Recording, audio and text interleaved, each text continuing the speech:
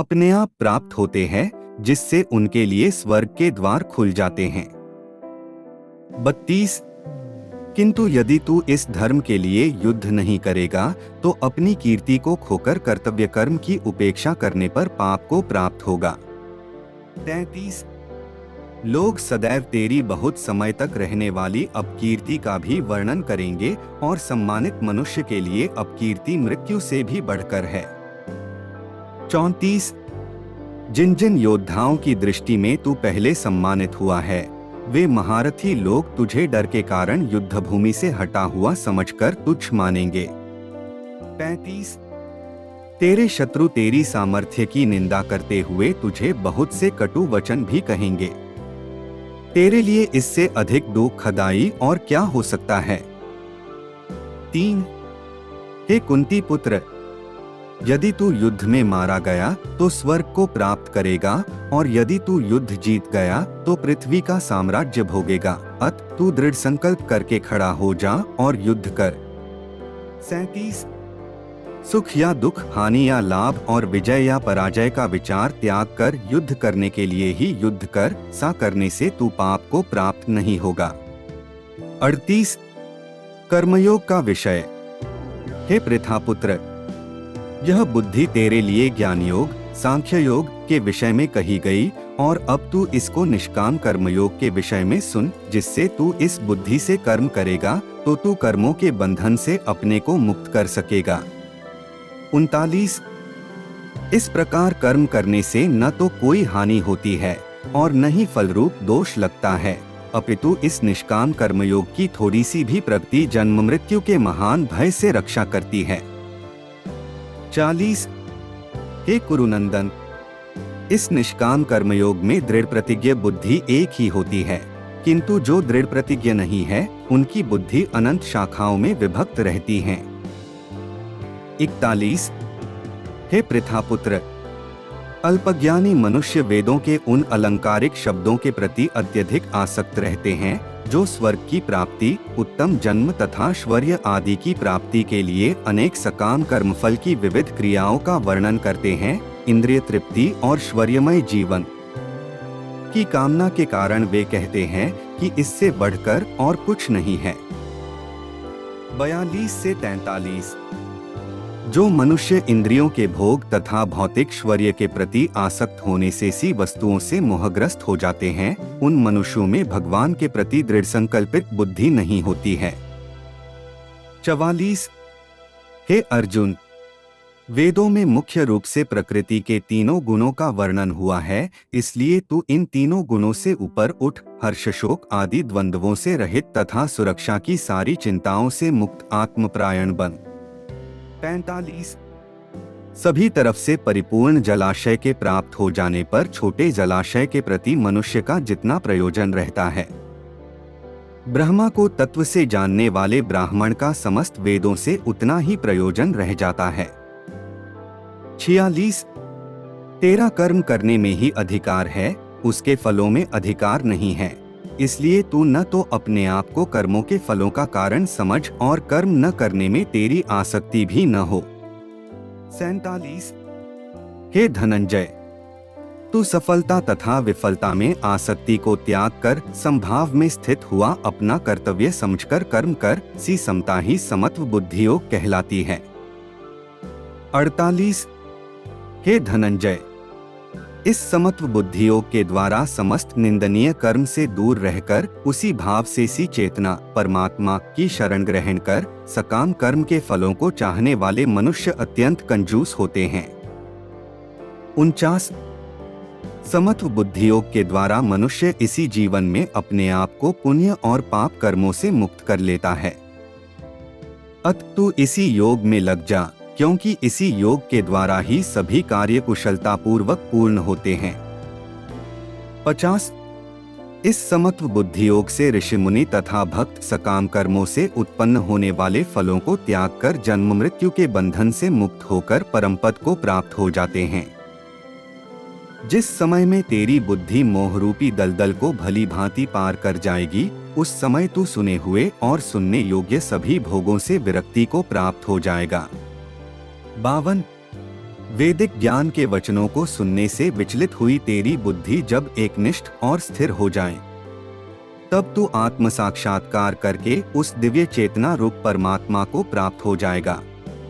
53 स्थिर प्रज्ञ पुरुष के लक्षण। अर्जुन ने कहा, हे केशव, अध्यात्म में लीन स्थिर बुद्धि वाले मनुष्य का क्या लक्षण है? वह स्थिर बुद्धि मनुष्य कैसे बोलता है, किस तरह बैठता है और किस प्रकार चलता है? 54 श्री भगवान ने कहा, हे पार्थ, जब मनुष्य मनोरथ से उत्पन्न होने वाली इंद्रिय तृप्ति की सभी प्रकार की कामनाओं परित्याग कर देता है, जब विशुद्ध हुआ उसका मन आत्मा में ही संतोष प्राप्त करता है, तब वह मनुष्य विशुद्ध चेतना में स्थित प्रज्ञ कहा जाता है। 55 दुखों की प्राप्ति होने पर जिसका मन विचलित नहीं होता है, सुखों की प्राप्ति की इच्छा नहीं रखता है, जो आसक्ति, भय तथा क्रोध से मुक्त हैं, ऐसा स्थिर मन वाला मुनि कहा जाता है। इस संसार में जो मनुष्य न तो शुभ की प्राप्ति से हर्षित होता है और न अशुभ के प्राप्त होने पर द्वेष करता है, सी बुद्धि वाला पूर्ण ज्ञान में स्थिर होता है। 57 जिस प्रकार कछुआ सब ओर से अपने अंगों को समेट लेता है, उसी प्रकार जब मनुष्य इंद्रियों को इंद्रिय विषयों से सब प्रकार से खींच लेता है, तब वह पूर्ण चेतना में स्थिर होता है। 58 इंद्रियों द्वारा विषयों को ग्रहण न करने वाले मनुष्य के विषय तो मिट जाते हैं, परंतु उनमें रहने वाली आसक्ति बनी रहती है। से स्थिर बुद्धि वाले मनुष्य की आसक्ति भी परमात्मा का साक्षात्कार करके मिट जाती है। 59 हे अर्जुन, इंद्रियां इतनी प्रबल तथा वेगवान हैं कि जो मनुष्य इंद्रियों को वश में करने का प्रयत्न करता है, उस विवेकी मनुष्य के मन को भी बलपूर्वक हर लेती हैं।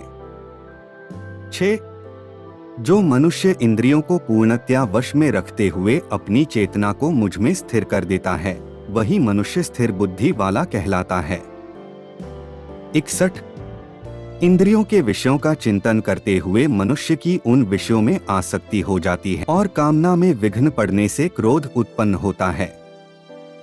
62 क्रोध से अत्यंत पूर्ण मोह उत्पन्न होता है, मोह से स्मरण शक्ति में भ्रम उत्पन्न होता है, स्मरण शक्ति में भ्रम हो जाने से बुद्धि नष्ट हो जाती है और बुद्धि के नष्ट होने से मनुष्य का अधोपतन हो जाता है। 63 किंतु सभी राग द्वेष से मुक्त रहने वाला मनुष्य अपनी इंद्रियों के संयम द्वारा मन को वश करके भगवान की पूर्ण कृपा प्राप्त कर सकता है। 64 इस प्रकार भगवान की कृपा प्राप्त होने से संपूर्ण दुखों का अंत हो जाता है, तब उस प्रसन्नचित्त मन वाले मनुष्य की बुद्धि शीघ्र ही एक परमात्मा में पूर्ण रूप से स्थिर हो जाती है। 65 जिस मनुष्य की इंद्रियां वश में नहीं होती है, उस मनुष्य की न तो बुद्धि स्थिर होती है, न मन स्थिर होता है और न ही शांति प्राप्त होती है। उस शांतिरहित मनुष्य को सुख किस प्रकार संभव है। 66 जिस प्रकार पानी पर तैरने वाली नाव को वायु हर लेती है, उसी प्रकार विचरण करती हुई इंद्रियों में से किसी एक इंद्रिय पर मन निरंतर लगा रहता है, वह एक इंद्रिय ही उस मनुष्य की बुद्धि को हर लेती है। 67 के महाबाहु, जिसकी इंद्रियां अपने अपने विषयों से सभी प्रकार से विरक्त होकर उसके वश में रहती हैं, उसी मनुष्य की बुद्धि स्थिर रहती है। 68 जो सभी प्राणियों के लिए रात्रि के समान है, वह बुद्धियोग में स्थित मनुष्य के लिए जागने का समय होता है, और जो समस्त प्राणियों के लिए जागने का समय होता है, वह स्थिर प्रज्ञ मुनि के लिए वह रात्रि के समान होता है। 6 जिस प्रकार अनेकों नदियां सभी ओर से परिपूर्ण दृढ़ प्रतिष्ठा वाले समुद्र में समुद्र को विचलित किए बिना ही समा जाती हैं, उसी प्रकार सभी इच्छाएं स्थित प्रज्ञ मनुष्य में बिना विकार उत्पन्न किए ही समा जाती हैं। वही मनुष्य परम शांति को प्राप्त होता है, न कि इंद्रिय सुख चाहने वाला। 70 जो मनुष्य समस्त भौतिक कामनाओं का परित्याग कर इच्छारहित, ममतारहित और अहंकार रहित रहता है, वही परम शांति को प्राप्त कर सकता है। 71 हे पार्थ, यह आध्यात्मिक जीवन ब्रह्मा की प्राप्ति का पथ है। जिसे प्राप्त करके मनुष्य कभी मोहित नहीं होता है। यदि कोई जीवन के अंतिम समय में भी इस पथ पर स्थिति हो जाता है, तब भी वह भगवत प्राप्ति करता है। 72। इस प्रकार उपनिषद, ब्रह्म विद्या तथा योग शास्त्र रूप श्रीमद् भगवद गीता के श्री कृष्ण अर्जुन संवाद में गीतासार योग नाम का दूसरा अध्याय संपूर्ण हुआ। हरि तत्सत।